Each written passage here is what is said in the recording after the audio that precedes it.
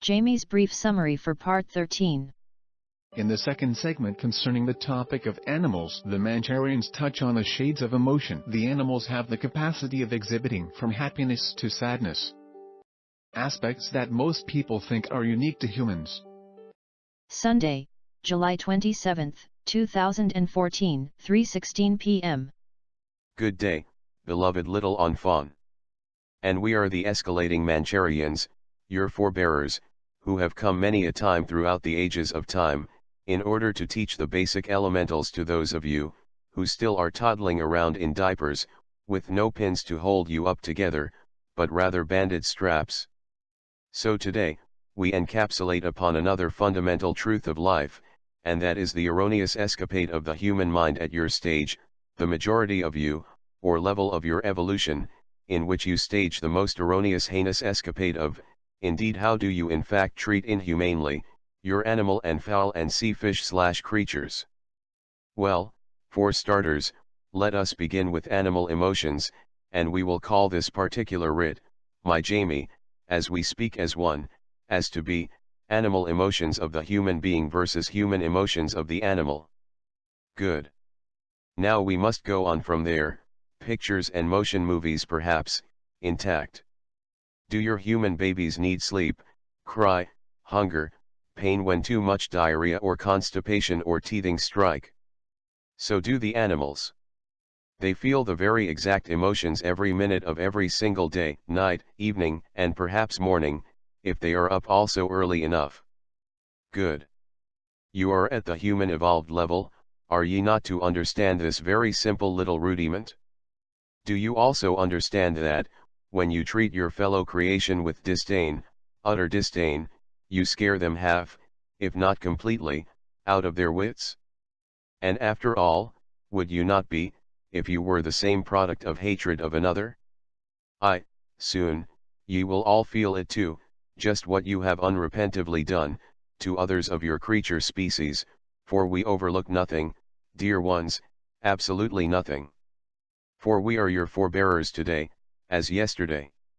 There is no difference in the time element really, and we wish you to know, that the rabbit and the hen we are equally fond of, as the hare upon the tortoise goes out to the sandbanks for a kettle of fish, to release from some poor fisherman's bag, in order to not suffer the dreadfully sane fish, from an awfully tumultuous death. So, from the still birth of an enfant, French again there. We are learning. Sentence structure advised by the Mancharians. To the very lambing nature of calves, sheep, oxen, and lambs, do the offspring of the cantankerous ones, also cry, laugh, play, and fun around, with much joy in their souls, and, of this, is nature played out the same. Do you yet understand of our most temperate words, Chellis? You see the hummingbird and the gale, the peacock with his fan, the peahen with her cooing, and the lamb with its tail not docked off, is no different in status among all creatures of God, as you understand creation to be with ourselves, as your forebearers at the center of it all. This brief interlude gives way to a video of interaction between Valerie Taylor and a moray eel, an unusual encounter.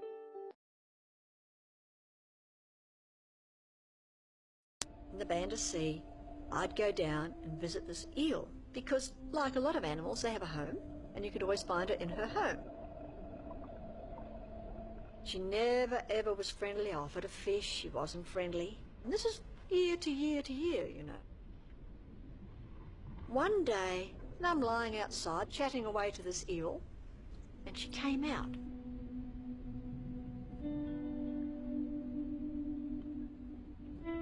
She didn't just come out. She swam around me, she swam between my legs, she nuzzled my face, and I thought, this is amazing.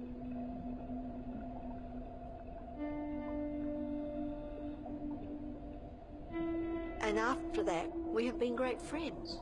And now when she sees me coming, and I might not see her for a year, once I didn't see her for 3 years, this thing comes out across the sand and swims over to me and hugs and loves, and she loves to be scratched. And this loving interaction is standard in highly evolved societies and sets the tone for the rest of the animal kingdom, whether sea, air, or land. The Mancharians continue. And why indeed do the fowl of the field, and the bandy-legged rats, the cocoons, the brine of the wheat and rice field, the solitaire essence, which flows through the soul of all creation, man, woman, and creature alike, take a primitive dislike to each other from time to time?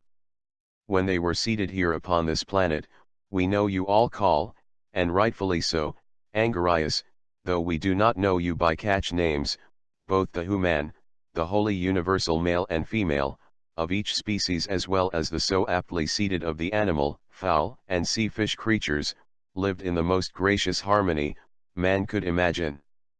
I have no idea, as we work in the oneness of all harmony, why you ones continue to persist, in leaving out the female when it comes to observing the male, in all things. Do ye not know as of yet, that to leave out the woman, in your most cantankerous style of abbreviation, you leave out one half of yourselves? Yet, you ennoble the man, far above the lady, and why is that? Simply because you have ejected along with the female, exactly the other half of the little brain matter you have.